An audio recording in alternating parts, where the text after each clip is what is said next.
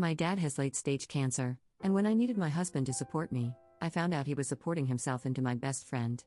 Posted by you/PresentHope4502. My husband and I have been dating since I was 19 and he was 22. We've been married for 6 years now. We have 2 kids, and I'm 6 months pregnant with our third. 2 years ago, I found out my dad has stage 3 colon cancer. My dad is my only parent, as my mom passed away when I was 12. He's my favorite person, and life without him doesn't seem as colorful. His laugh is contagious, and he gives these big bear hugs that make all your broken pieces feel perfectly in place again. Whenever I've had a hard day, he doesn't poke or prod, he just lets me vent and listens.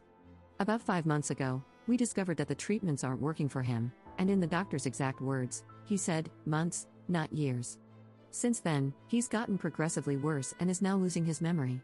He looked at the dog he got for me on my 21st birthday and said, "Wow, that's a nice dog, where'd you get it?" My husband has been my absolute rock. He has been there for me, holding my hand and helping me through this. He's been so loving and attentive to both my kids and me. Don't get me wrong, I am a mother first, always. I don't allow myself to wallow.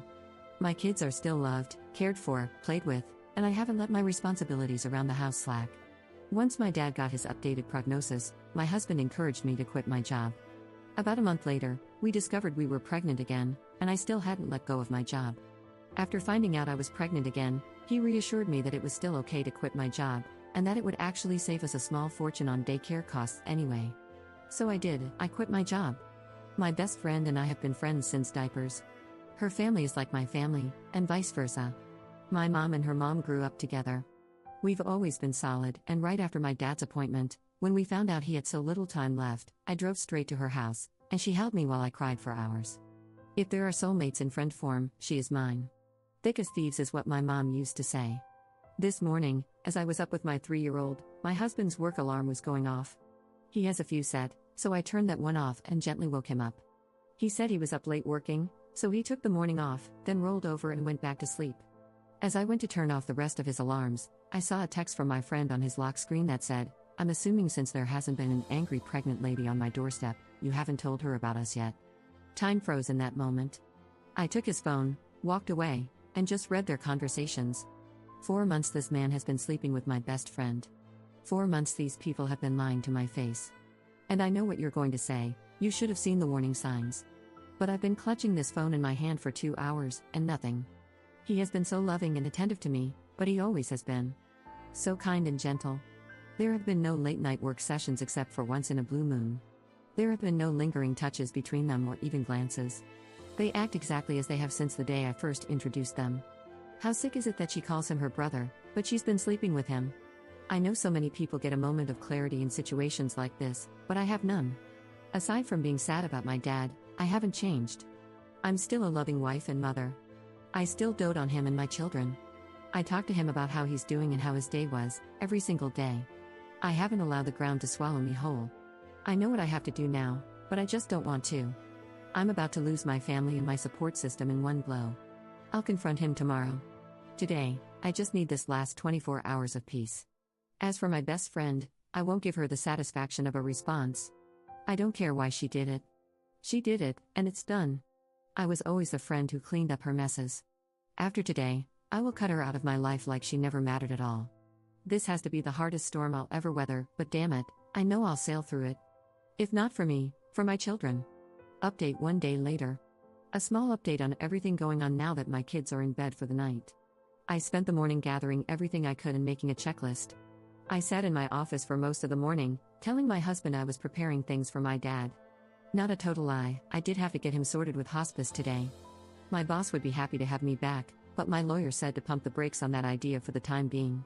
However, my old boss did tell me that whenever I'm ready, the door is open, and to just give her a call. He does not have access to my inheritance from my father or my mother. My lawyer assured me of that. I didn't mention her before, but my mother-in-law is an absolute angel. I love and adore her so much, and she's always been a shoulder to lean on. After he left for work in the afternoon, I asked my now ex-best friend's mom and my mother-in-law to meet me at my dad's house. My kids were outside playing with my ex-best friend's older brother. I handed them the screenshots, sparing them the unsavory pictures and the smashed tape, though I did tell them it existed. To say they were furious is an understatement, and they are completely on my side.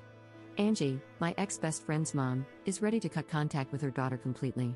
She kept repeating how sorry she was. We hugged and cried together. My mother-in-law told me she couldn't believe she raised such a spineless, terrible human.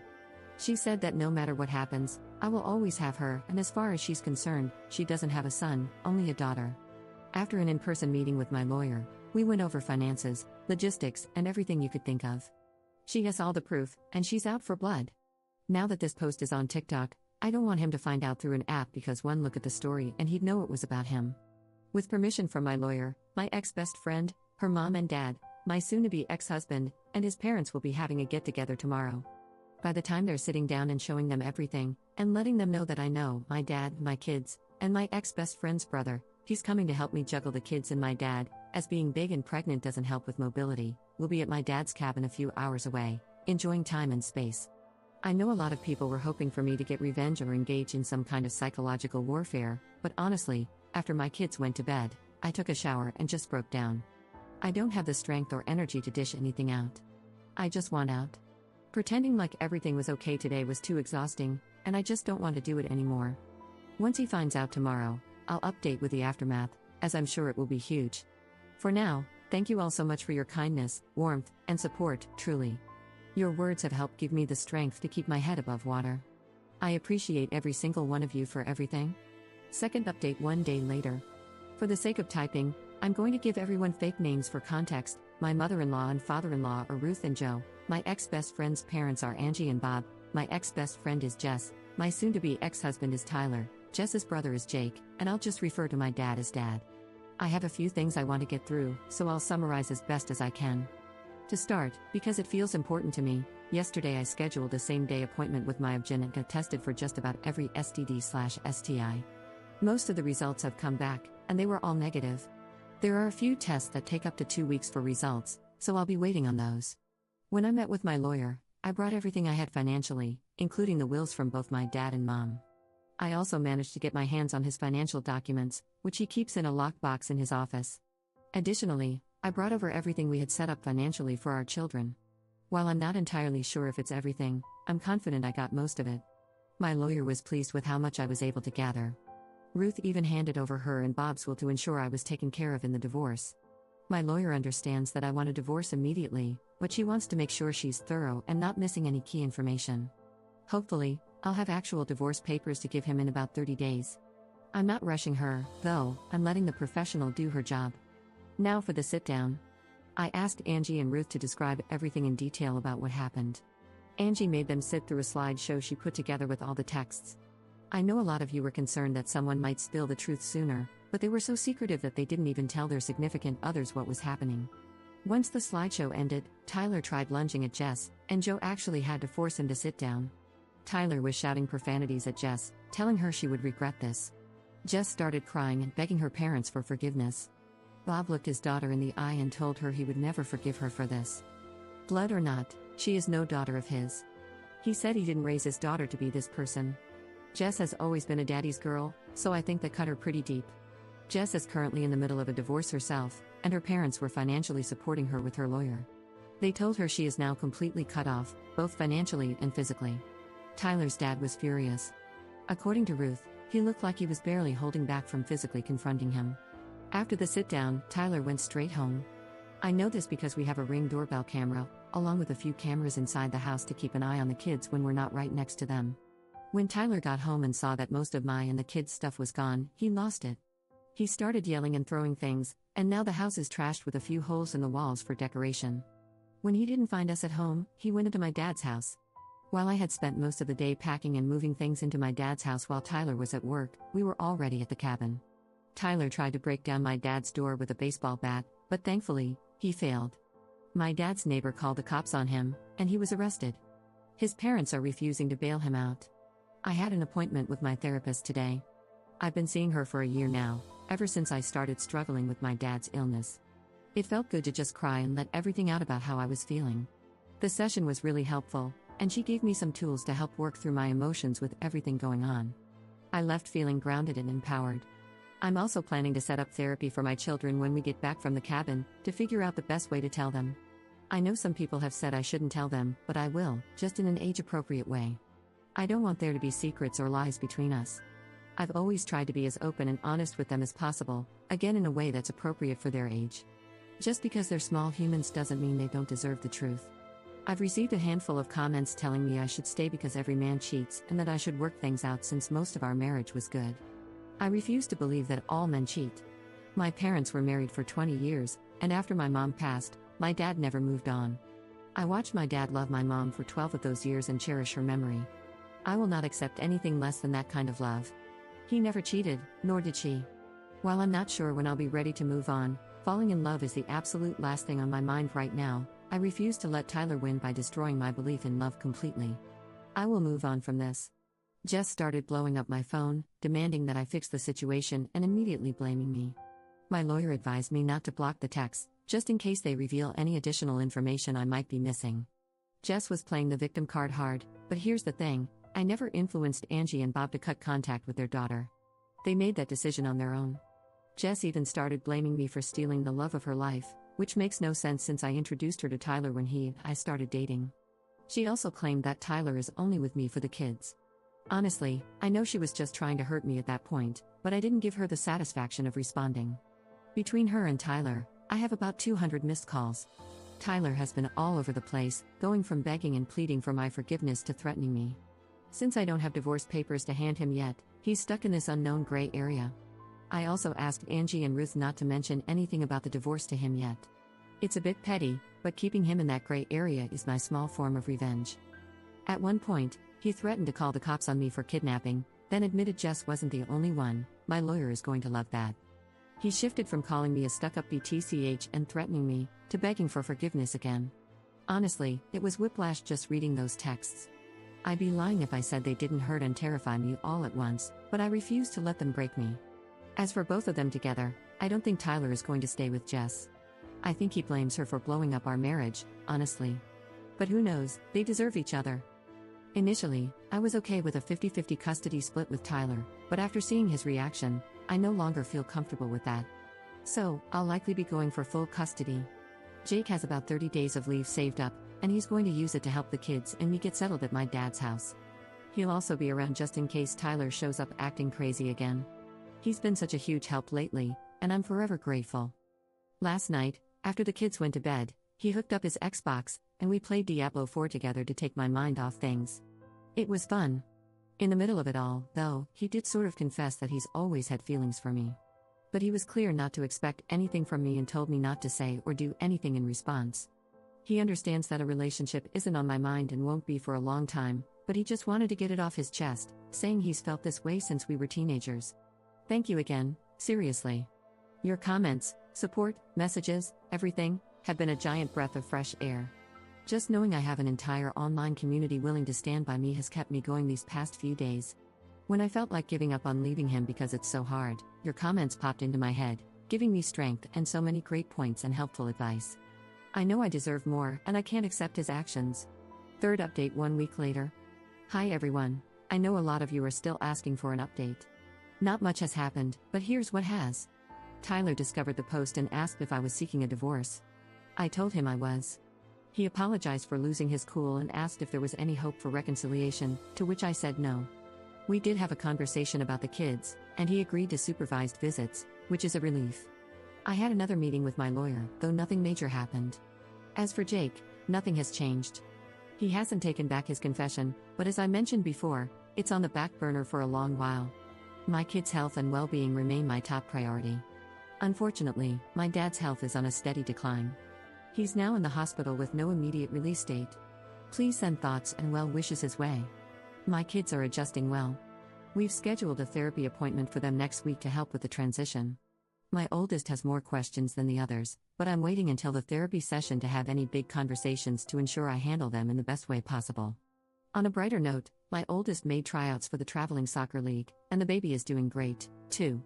Things have calmed down a lot. I feel like I have a better grip on everything now. I've been focusing on my dad and the kids to stay busy. Thank you all for your love, support, and for checking in. Fourth update 1.5 months later. Hey everyone, I'm still getting daily messages and comments for an update, so here's what might be my final one. My dad passed away about a week after my last update. Even though I knew it was coming, it still feels like a gut punch. Thank you to everyone who kept him in your thoughts, it meant a lot. My marriage has officially ended. Once Tyler realized how serious I was about leaving him, he became compliant and was willing to give me everything I asked for in the divorce. So, my lawyer opted for a dissolution instead of a divorce.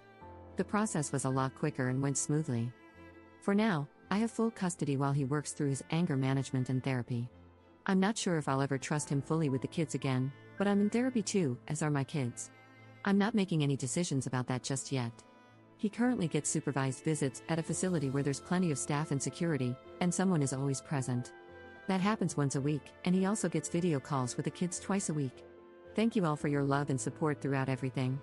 The kids are adjusting pretty well. There are days when I can tell the changes affect them more, but they've gone through some big losses, so that's to be expected. I decided to give the baby my dad's first name, it just felt right. Thankfully, the baby is doing really well and thriving, despite all the stress I've been under. As for me, I'm managing as best as I can. I miss my dad like crazy, and I'm still figuring out how to exist in a world without him. The grief is still very heavy. I'm also mourning my marriage. While I don't regret leaving Tyler, it still hurts deeply. However, I'm picking up the pieces and building my life without him. My mother-in-law, well, ex-mother-in-law now, I guess, and Angie have been incredible. They've really allowed me to lean on them during these tough times, whether it's taking the kids for a bit or cooking dinner when I don't have the energy.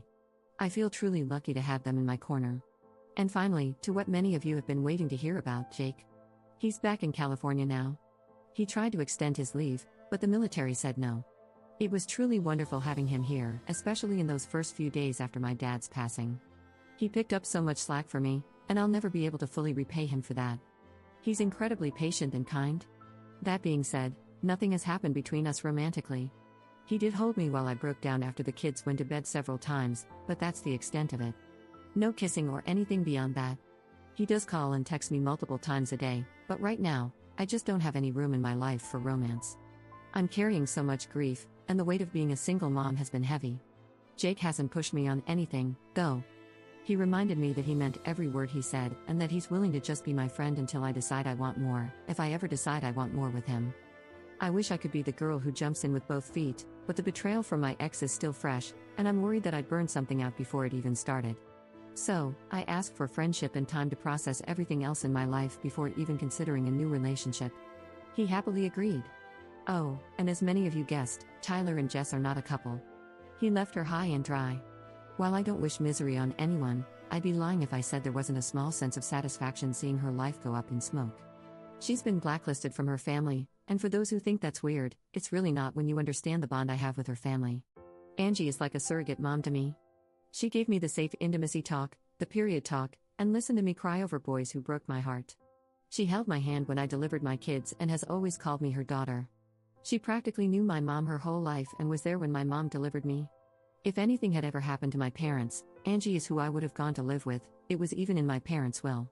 Thank you for your kindness and understanding. Please, just be gentle with me in the comments. I put off posting this for a few days because of how hostile some people were, and being called a liar doesn't sound too appealing right now. This is it for now. I probably won't post anything else for a while as I'm still trying to find my footing and settle into a new routine before bringing a brand new baby into the world. I might come back to this, but I might not. I do promise, though, that if anything happens with Jake and me, I'll update. I know a lot of you became invested. 5th update 1 month later. Just wanted to come back with a small update. The baby is here.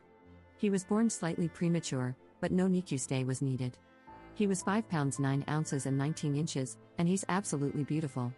Angie was in the room with me when I had him, while my mother-in-law stayed with the other kids.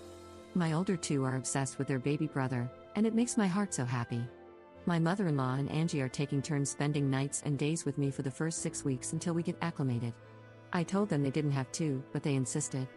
Honestly, I'm grateful for it. I can feel the waves of postpartum depression trying to drag me under, and my mental health hasn't been great. Knowing that this baby will never get to know or feel my dad's love has really been hard, especially since this is the only grandbaby he didn't get to meet. I miss him like crazy and wish he were still here. Jake was planning on staying in the military for another 2 years to retire, but they offered him early retirement, not related to anything going on with me or this situation. There was a separate issue at work, but he didn't do anything wrong. So within the next 6 months, he'll be moving back home. He's going to try house hunting before he comes home, but since he can't take any leave to view places while working on his exit, there's a chance he'll temporarily stay with me until he finds a place. No, he isn't moving in permanently, lol. He might even just get an apartment for a year before buying a house. There's also some drama with Tyler already because he's angry that I wouldn't let him in the room when I had the baby. If you want more updates on that front, I'll share when I'm not feeling too overwhelmed. Love you all, and thank you for being there when I need to vent and get things off my chest. I hope you all have a wonderful day and that everything goes your way. Until next time, friends. 6th update 2.5 months later. Hey everyone, it's been forever since I last updated you all. I've missed chatting, but life has been keeping me very busy.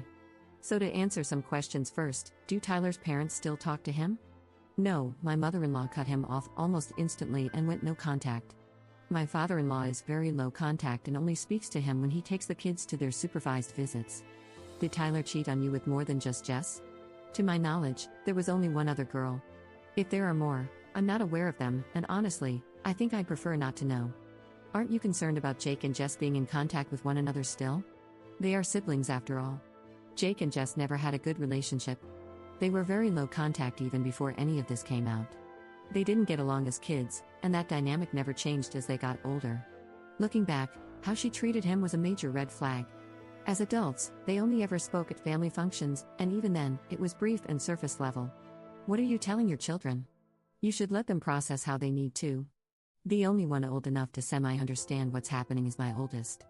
I sat both of them down and simply said, Mommy and Daddy aren't together anymore. Daddy did some things that I wasn't okay with. That means Daddy won't live with us anymore, but you can still see him, spend time with him, and love him with all of your heart. It might be a little confusing, and that's okay, but it's important to know that we both love you so much, and that will never change. I then asked if they had any questions or wanted to talk about it. My oldest had a few, which I answered honestly, but in an age-appropriate and gentle way. They're still in therapy, and I let them come to me if they want to talk about it. I don't push it on them. My goal has never been to weaponize the kids against him, and it's something I'll never do.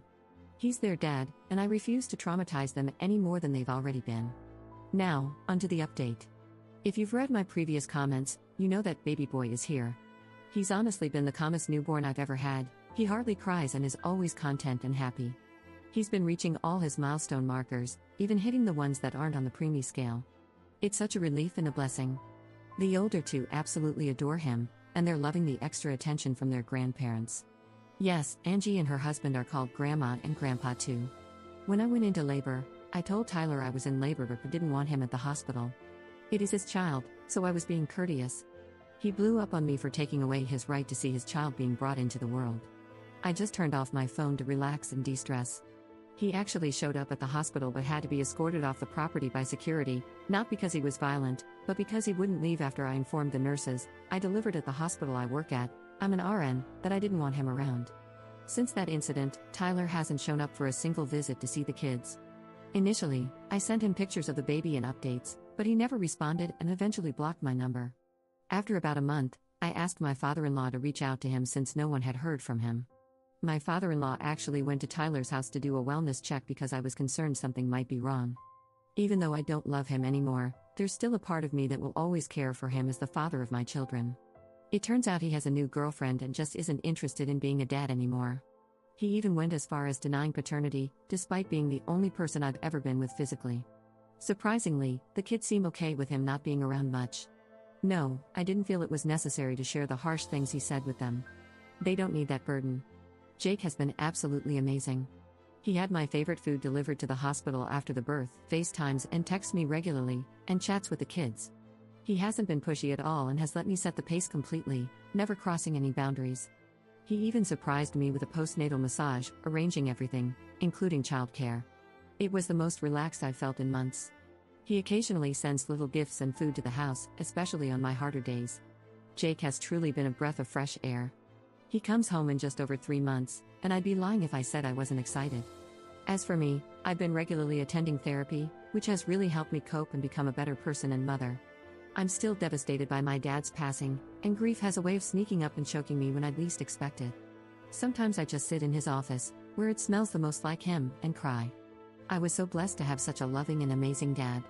Angie and my mother-in-law have truly been angels on earth, and I cannot express how lucky I am to have such an amazing support system. Even my father-in-law and Angie's husband have been incredibly supportive and kind.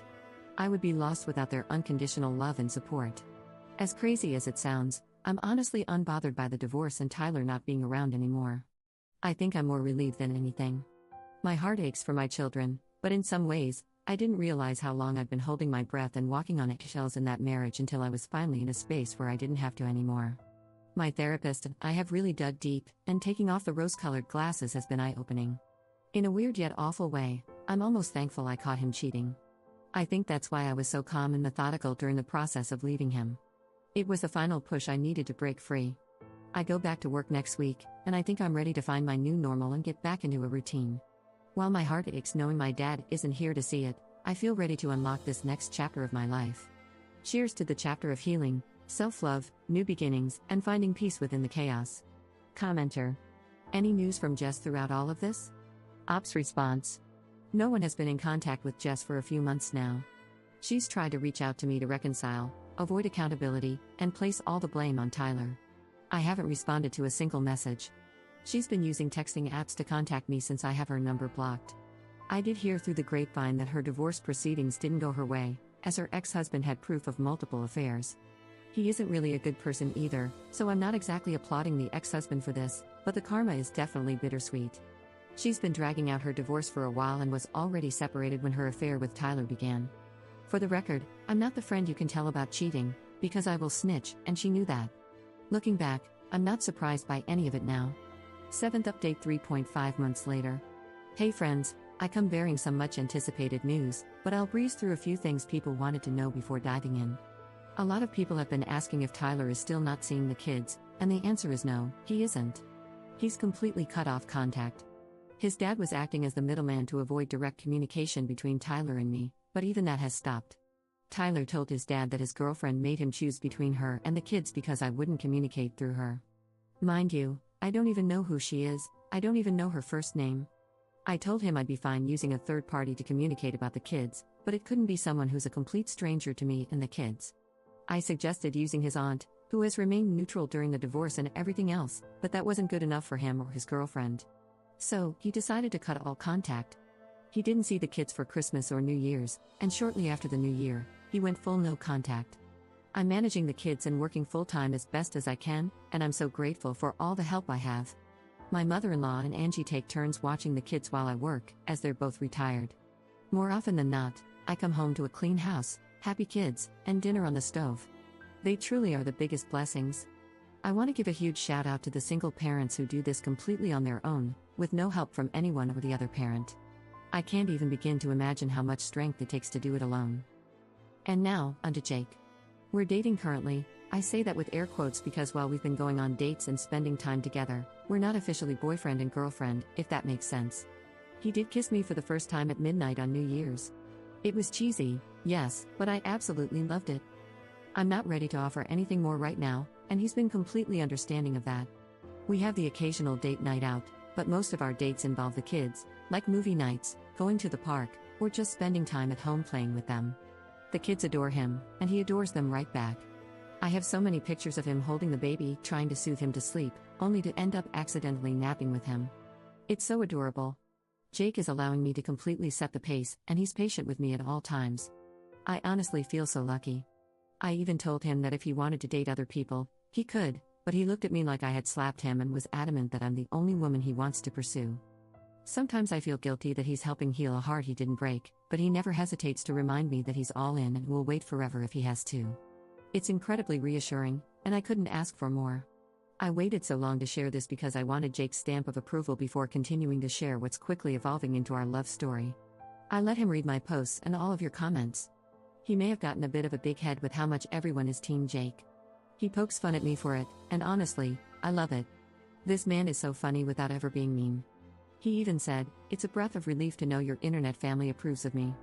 He did create a Reddit account to check out my posts, with my approval, of course. He'll likely be a silent follower, but don't be surprised if he pops up in the comments every now and then, lol. I hope everyone has an amazing day, and we'll talk soon. Commenter. Is Tyler paying child support? How can he just ghost when he has 2 kids? How are the kids holding up? My heart breaks for them. Ops response. He wasn't initially, but I spoke with a family lawyer right after the holidays, and they explained that one of the best ways to get full custody and terminate parental rights is by putting him on child support. If he doesn't pay it, doesn't ask about the kids, or isn't contacted regarding them for a full year, it would be considered abandonment. After that, I could go to court to pursue those charges, and he wouldn't be able to just pop up one day and decide he wants to take me to court for full custody when he feels ready to play Father of the Year. After 90 days, we can start the paperwork for abandonment and other processes. The lawyer explained it better than I can, but it was something along those lines. I highly doubt he'll pay it, though. He found out about my inheritance from my mom and dad during the dissolution, and he seemed pretty angry that I had all this money and he wasn't getting any of it. If he does pay child support, it'll go straight into a savings account for the kids, and they'll have access to it when they become adults. As for the kids, they seem fine. They're still in therapy, and I'll continue taking them until they feel like they no longer need it, and if the therapist agrees, we'll stop. They don't really ask about their dad much at all. On Christmas, they asked if they'd be seeing him, but when I gently told them he wasn't coming, they seemed unaffected. They haven't asked about him since. I've started feeling like maybe he wasn't as good to them when I wasn't around, because they've just accepted it and seemed genuinely okay with him being gone. 8th update 3 months later. Hey guys, can you believe that in less than 2 weeks it'll be a year since I made my first post on Reddit the morning I discovered my ex-husband's affair? I just want to say thank you to everyone who has supported me on this journey. You've all been such a blessing. Whether for advice, kind words, or just a listening ear, I feel so lucky to have developed my own little community here on Reddit. First things first, I meant to update sooner, but as Jake mentioned in his comment, I was locked out of my account. Well, someone changed the password and email to my Reddit account. You'll never guess who it was. Let's rewind about a month ago. I was cooking dinner for Jake and the kids while Jake was outside playing with them in the backyard. Suddenly, my front door opened, and I figured it was one of my in-laws. They don't usually drop by unexpectedly, but both Angie and my mother-in-law have a key to my house since they help out so much. Imagine my surprise when I'm chopping up carrots and see Jess waltz into my kitchen. I simply pointed the knife at the door and told her to get the hell out of my house before I called the cops and pressed charges for breaking and entering and trespassing. I wasn't even concerned with how she got into my house at that moment. I keep my doors locked 24/7, call it paranoia if you will. I just wanted her out and figured I'd deal with the rest later. She started screaming and calling me psycho for threatening her with a knife. Jake heard the screams and rushed inside. His immediate reaction was to restrain Jess because he thought she was hurting me, even though there was a solid 10 to 15 feet between us. He dragged her out of the house and told her to leave. Jess was screaming that she would ruin my life and claimed all she came over for was to ask for forgiveness. Then she called the cops and made up this elaborate story, saying we lured her to my house to set her up, that I tried to stab her, and that Jake was punching her repeatedly. She had zero proof, of course, and I have cameras covering the main areas of the house. Naturally, I pulled up the footage and showed it to the cops, and they left, taking Jess with them. Ever since that night, Jake has stayed at my house every night to make sure I feel safe. Afterward, Jess hacked into every single one of my social media accounts, including Reddit. I never changed my password since everything blew up. I never thought she'd stoop even lower. She posted some truly awful and hateful things on my Facebook and Instagram. Thankfully, she didn't manage to post anything on Reddit before I got it back. She even spammed my workplace with complaints and fabricated stories about me. I'm a nurse at our local hospital, and I was suspended for a week while they investigated. Thankfully, after everything was looked into and everything I told my boss, HR, and everyone else was proven true, I was welcomed back to work. I filed for a restraining order against Jess for both myself and my children after she tried to pick up my oldest from school without anyone's knowledge. Thankfully, I had already spoken to the school about this and gave them a strict list of people who are allowed to pick up my child. I told them to send everyone else away and call the cops if necessary, especially after Tyler got violent in front of the kids a while back. The school handled it perfectly. They escorted Jess off school grounds and kept my child safe and close until they saw me for pickup. Right now, I have an emergency restraining order approved, but I'll need to go to court within the next month for a more permanent one. I'll keep you updated on how that goes. As for how she got into my house, she must have had a key from when we were growing up together because Angie and her husband haven't spoken to her, and she hasn't had access to them or their home. I got the locks changed immediately just to be safe. There's no real update on Tyler. He still hasn't reached out to see the kids or asked about them. He's basically been a ghost. About a week ago, while we were having dinner with Jake, my oldest quietly said she wished Jake was her dad and mentioned how her real dad never played with them and was really mean when I wasn't home or looking. That just confirmed my fears. They were too accepting of him being gone, and now I understand why. Through the grapevine, via my mother-in-law and father-in-law, I found out that Tyler is already remarried and has another baby on the way. My mother-in-law told me they received both a baby shower and wedding invite in the mail. Honestly, I just feel bad for his new wife. The kids are truly wonderful. They're still in therapy, but the therapist has only positive things to say after their sessions now. She did mention that my oldest brought up the idea of calling Jake Dad, but honestly, I'm not sure if I'm ready for that yet. Jake has made it clear that once, yes, he said once, not if, we're married, he fully intends to adopt the kids, but that's a conversation for another day, haha. I don't want to deter my oldest from building a strong bond with Jake, but it still feels too soon, you know?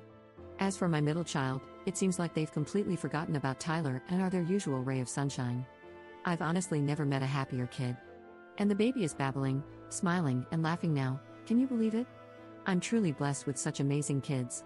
Jake is well, Jake, you know how that goes, haha. No, seriously, I've never felt such happiness before.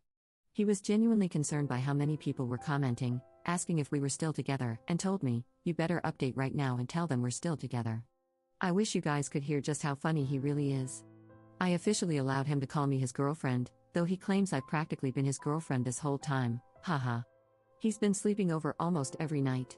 He says it's because he's worried Jess might show back up, but secretly, I think it's because he hates being away from the kids.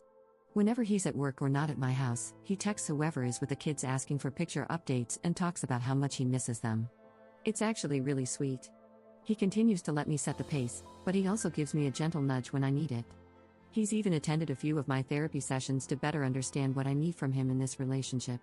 Jake is honestly everything I could have asked for. I'm so lucky to love him. As always, thank you for being here. Until next time, friends. 9th update 1 month later. Hey guys, I'm making this quick since this is the first break I've had from my busy life in weeks. I had my restraining order court date. While I didn't get a permanent restraining order, I did secure a 7-year one. Apparently, in my state, it's really hard to get a permanent restraining order unless you have tangible proof that you're going to get unalived. Everything I had on Jess wasn't enough for permanent, but I'm still content with the outcome. If she continues to be a bother during or after the 7-year order, I can take her back to court or have her arrested. With that said, I'm letting the talks and questions about Jess end here. I love sharing my life with you all, but I don't want her to try and use anything I say, whether it's under a false name or protected identity, to claim I've been breaking the restraining order. On a happier note, Jake, the kids, and I decided that since he's spending so much time at my house and his place is basically just a storage unit, he's going to move in. And before anyone says it's too fast, just know that I've literally known Jake my entire life. I'm comfortable and confident in this decision. Tyler is still a ghost, 0 contact attempts. The kids are beautiful, loved, and thriving. Sorry this is short and sweet, but life has been kicking my rear between sleep regression, lawyer meetings, court, work, and my older two's extracurricular activities. Love you guys, and thank you for sticking with me over a year later. I hope everyone is doing well. 10th update 3 months later. Hey guys, I have some news, and I'm not sure how else to say it, so I'll just come out with it. Jess was found deceased in her apartment from a substance overdose at the end of July. To say it was a shock would be an understatement. Jess was the kind of girl who never touched substances in her life. Even back in the day when I would occasionally smoke grass, she'd pick a fight with me about it. A part of me is devastated. Jess was my best friend, and we went through so much together, we had so much history. She wrote me a letter, and while I'm not going to go into every single detail, I will share one significant part. In the letter, she explained that she saw I was trapped in an unhappy, loveless marriage and wanted to help me get out of it. She didn't know how, so one night, when she started using substances, she decided the only way to get rid of Tyler was by sleeping with him. From there, things spiraled, and she fell in love with him. She became jealous because he would fill her head with pretty lies and then go home to me. While I don't forgive her for what she did to me, I get it. I understand. Jake has been blaming himself, in a way. Yes, he was angry at Jess, but he never wanted her to unalive herself, none of us did. He's been struggling but, in true Jake fashion, he's been pushing his grief aside to be there for everyone else.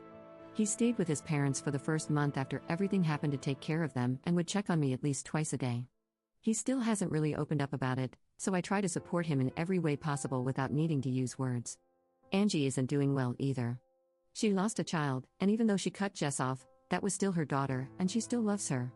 I've been stopping by their house daily to check on her and bring meals, just to make sure everyone is eating.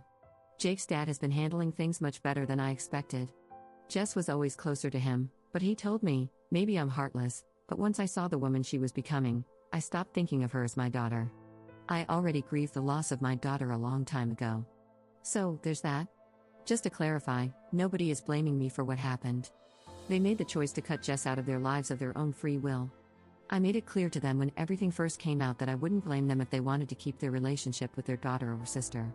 Angie even made a point to tell me it wasn't my fault, and we hugged and cried together. We're not sure if Jess's overdose was intentional or if the letters were just a backup in case something happened, but they weren't out in the open by her body, they were tucked away in a drawer. To wrap up this update, I want to say that even though I had a lot of hate in my heart for Jess, there was also a lot of love. She hurt me and betrayed me, but if she hadn't, I would still be stuck in a loveless marriage, feeling indifferent towards Tyler, and I wouldn't be as happy as I am now. She did it in a messed up way, but in a sense, she freed me from my shackles. I will always love her, and her loss is something that will stay with me for the rest of my life. Edit. Tyler is still MIA from the kids' lives, he hasn't reached out, and I'm not chasing after him to be involved. The kids deserve more from their dad. The kids are doing just wonderful. They've really taken to Jake, and even the baby now calls him Dada. After Jake and I had a long talk about it, I've decided that if the kids want to call him Dad, I won't intervene. My oldest made the transition from calling him Uncle Jake to Dad, while my middle child still calls him Uncle Jake, and that's completely fine with me. I'm letting them pursue that relationship however they feel comfortable. Jake has even started coaching their indoor soccer league, and they absolutely love having him there. The house has this new sense of peace, and seeing how happy the kids are makes my heart so full. I also had a conversation with them about Aunt Jess being in heaven with Papa, and they took it well, probably because they hadn't seen her much in the last year. Tyler's parents have continued to be just as involved and are actually really close to Jake's parents now. They've all been so wonderful, it honestly feels like I'm dreaming sometimes. As for Angie and her husband, they've stepped back a little from the kids' lives to deal with their grief, which I completely understand. They still see the kids at least once a week, and Angie mentioned that spending time with them helps her heal. About 2 weeks after Jess passed away, Jake asked me to marry him. I told him I wasn't saying no, but I wanted him to sit with the idea for a bit longer and make sure he wasn't making a hasty decision in the midst of grief. A month later, once things had started to settle and we were slowly getting back into our routines, he asked me again. He had this whole speech about how he's wanted this for as long as he could remember and even mentioned how, when we were kids, he told me he would marry me when we grew up, and yes, it's true, he really did say that when I was about 5, lol. So, I said yes. We're having a long engagement. I don't want to jump right back into marriage, so we're taking our time and haven't even started wedding planning yet. Maybe in 2025, we'll begin making plans. Honestly, we've been debating eloping, just something small with his parents and the kids. Who knows though, we have time to figure it out. Life has been a whirlwind of ups and downs, but I feel so lucky to have so many wonderful people who love me and my kids. As always, thank you for being here with me throughout this journey.